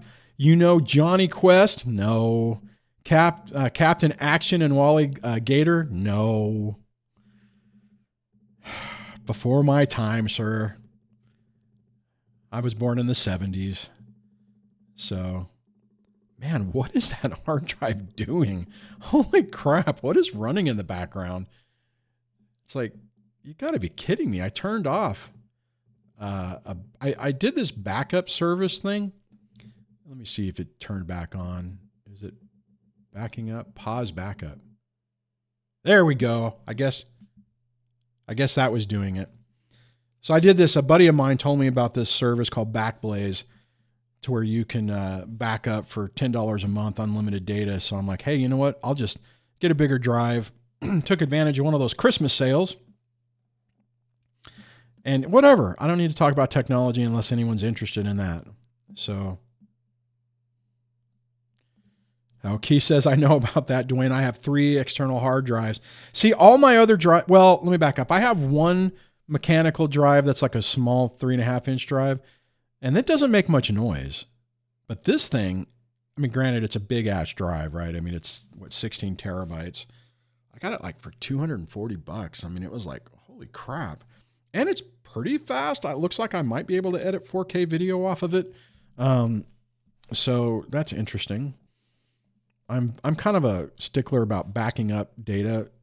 So for you folks out there, back your data up. If you don't like the cloud, which I get it. I do. I use the cloud all the time. Then make sure you back your pictures up, you back up your documents, you back up anything that's important. And don't do it in like, I'll keep my pictures in my email. No, don't use email as your backup source. If you want to save an email, make sure you archive it off and put it someplace. I use the Apple stuff, so I use iCloud. So my documents and most of my stuff is all up there which is great because I can get it from anywhere. If you're not an Apple dude or dudette, Google does the same thing. I know a lot of people do not like,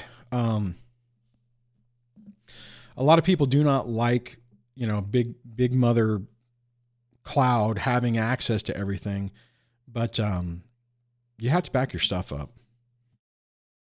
I have I can't, I wonder if I have one out. I have those little small USB powered drives that are really slow, that I have 10 of them that over the years that I back up so I have multiple copies of my videos, my photos, my music that I used to download or pay for or whatever. So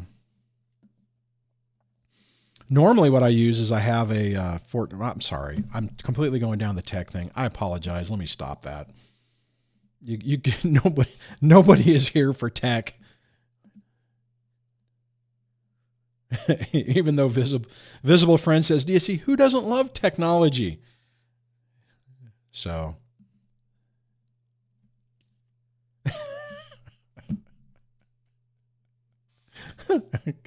Key says, Duane, I was born in the late 50s, not the pterodactyl Cretaceous period. If I said something that made it sound like that, that's hilarious, dude. Thank you, sir, for the laugh. I appreciate that. That's funny. Hopefully you meant that. Yeah, you have a smiley face. Okay. My eyes are, you guys are hilarious. Big Tech says, hey, Duane. Hey, sir. Hello to you. No worries, man, about the spelling. Record Hound says to Jolkman, I sub to many different channels than when I was regular here.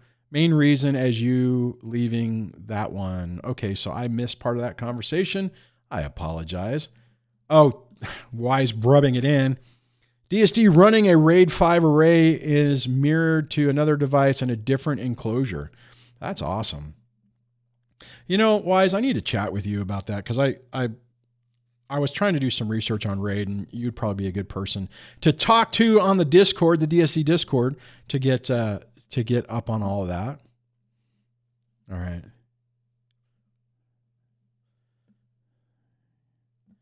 There you go. Key says 2 terabytes on 4 external drives, backup, out the yin yang plus extra space. It's well worth the $60 investment on higher price wise.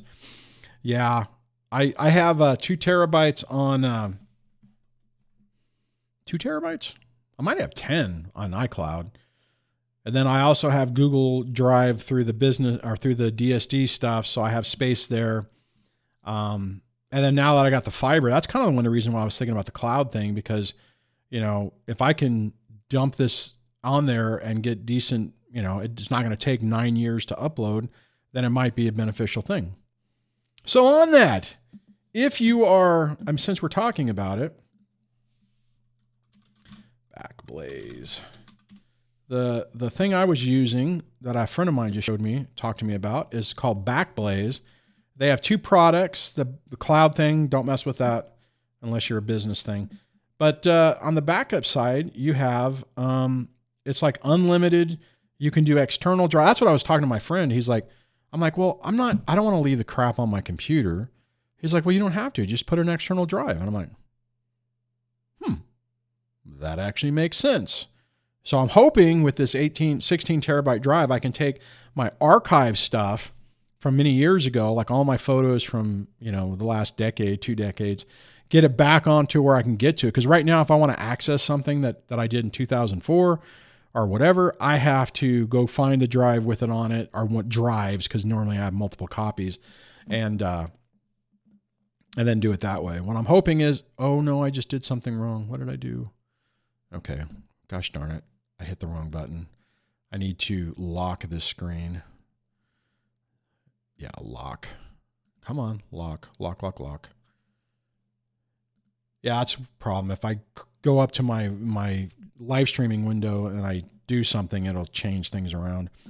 Anyways, I might even have there might be like a reference key, whatever. So, but that's something to think about. But on this, you would need decent internet to be able to back your stuff up. Otherwise, it'll just hammer you unless you can let it do it for a long time. All right, let me get off the tech thing unless someone else has it. Oh wow, Key says, oh yeah, I could have had a V8. I forgot all about that commercial. I can't even remember what the thing was. It did something else, and it was like, oh, I could have had a V8. That was the commercial. How interesting.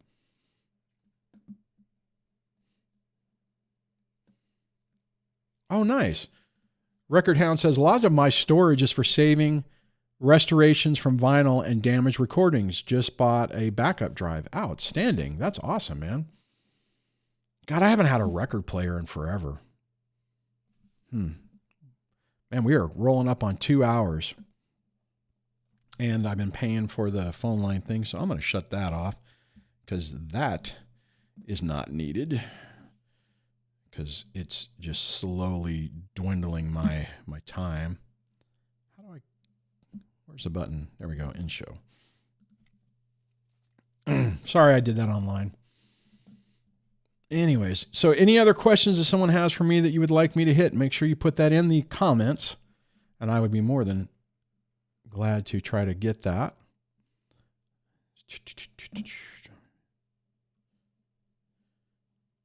Record Hounds to Jokelman says, dropping people has become much like purging records from my collection. The more I do it, the easier it gets. That's a good point. Yeah, it's hard to do it first because you feel like, well, because I know I've felt this. I felt if I purge everybody, there won't be anybody left. I'll be all alone. Then what will I do?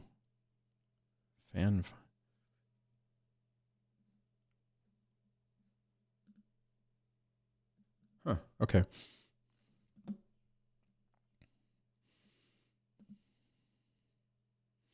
Yeah, it's tough though. I mean, I think different people are wired differently. Jokelman says, Kimmy, I don't know if I'm saying that right, is starved for friends.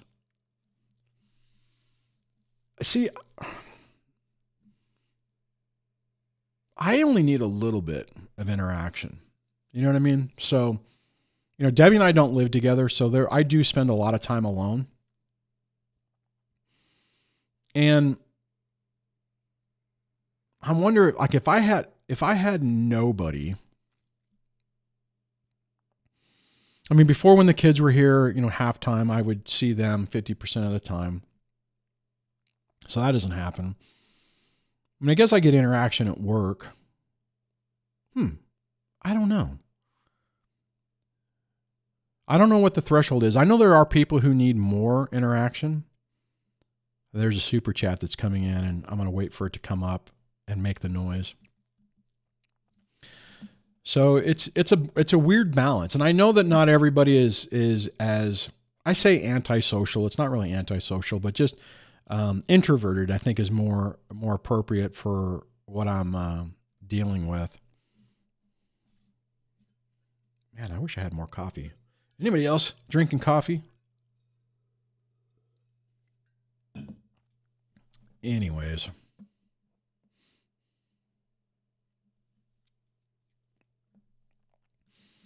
Jokelman says to Record Hound, dropping toxic peeps is one thing, but losing the golden ones is hard.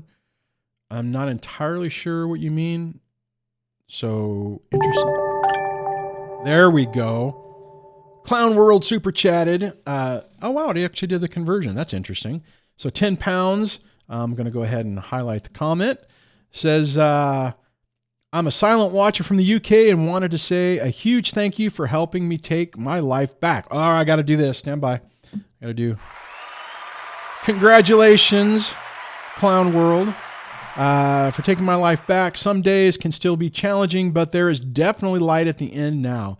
I'm going to do that again because that's just, when you get to the point that you start to see the light at the end of the tunnel and start to believe it, right? Because there was a period of time for me when I didn't believe there was a light. It's like there's a Metallica song, No Leaf Clover, where one of the lines that is the soothing light at the end of the soothing light at the end of the tunnel is a freight train coming my way.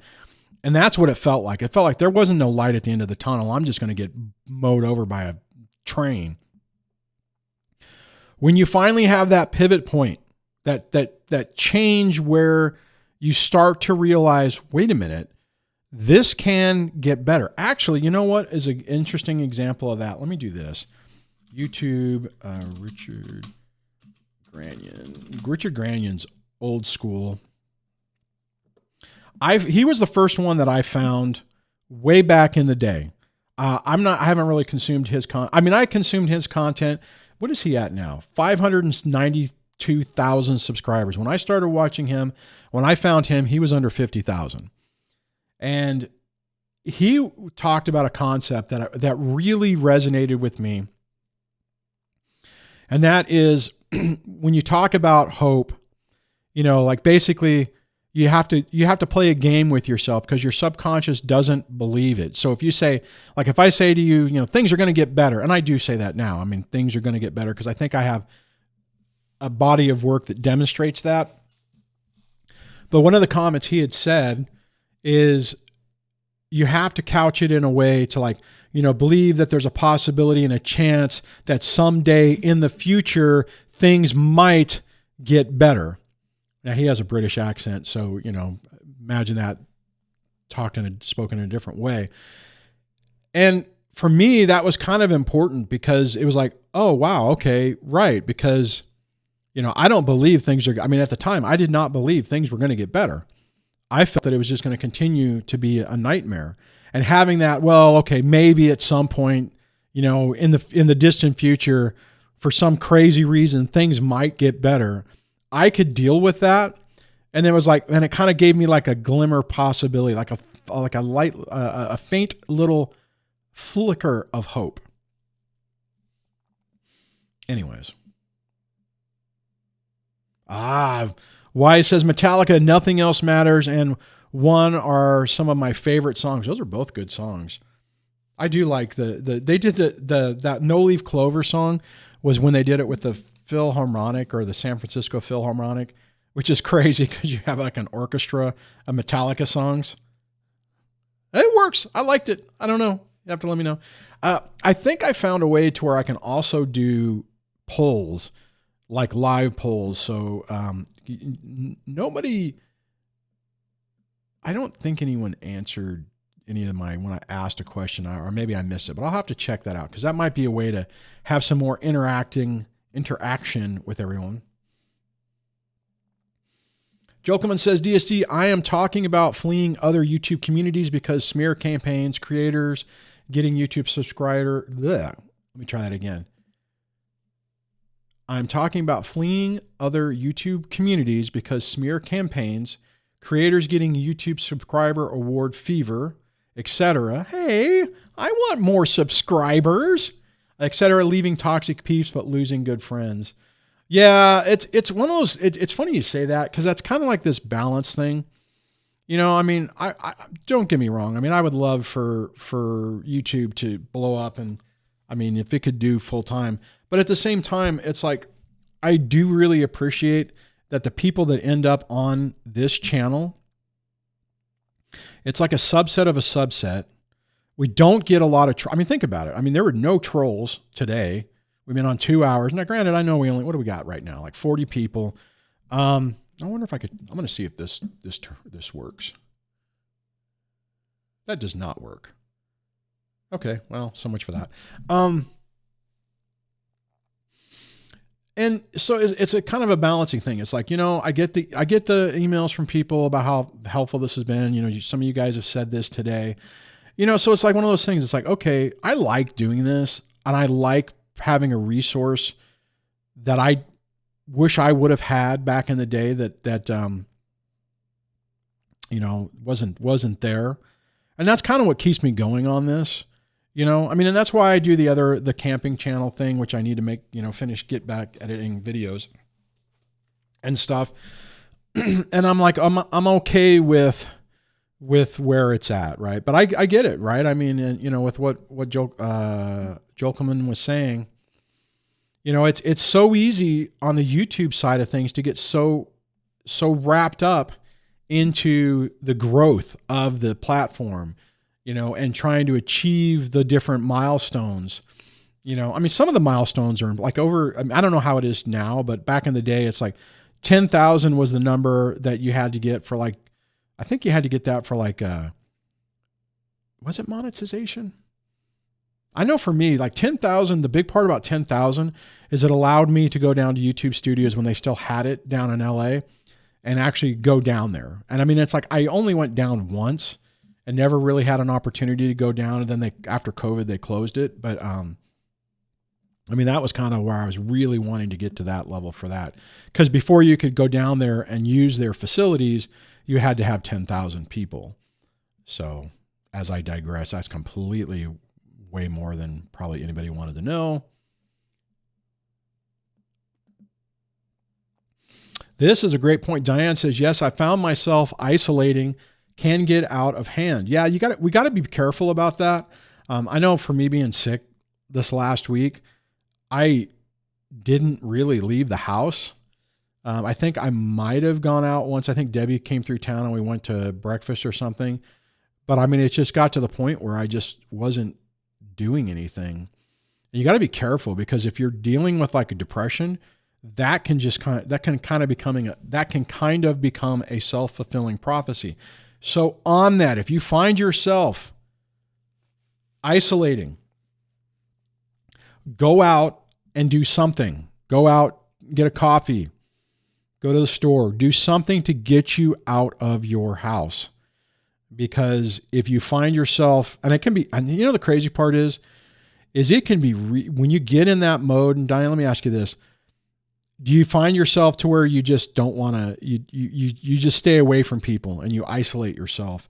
And then it's like, it just continues to be this like self-fulfilling prophecy. I used to call it a self-licking ice cream cone. I don't know where I came up with that, and that makes no sense, but it's one of those things that it's just like, it's a self-fulfilling prophecy, and it just builds on itself and makes it worse. And most oftentimes, if you can break yourself from that, it'll get better. Like honestly, today I fully intended to drag myself in my truck and go somewhere, even if I just stayed in the desert, you know, and just do some off-roading, set some gear up, maybe spend the night. And then it's like, I got up this morning and everything's wet. And I'm like, oh man, don't want to deal with the mud. Don't want to deal with the flash floods.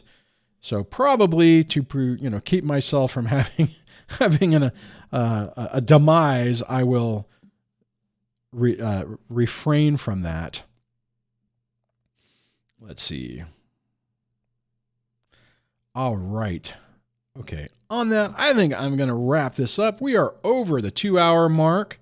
So let me thank you guys for hanging out. And I do want to now hit the member button and say thank you for everyone who joined the DSD channel. Their names are scrolling across the screen right now. Your support has been greatly appreciated. I really do appreciate it. I know that hitting that button means a lot, and I do appreciate that. So thank you guys so much for your support on that.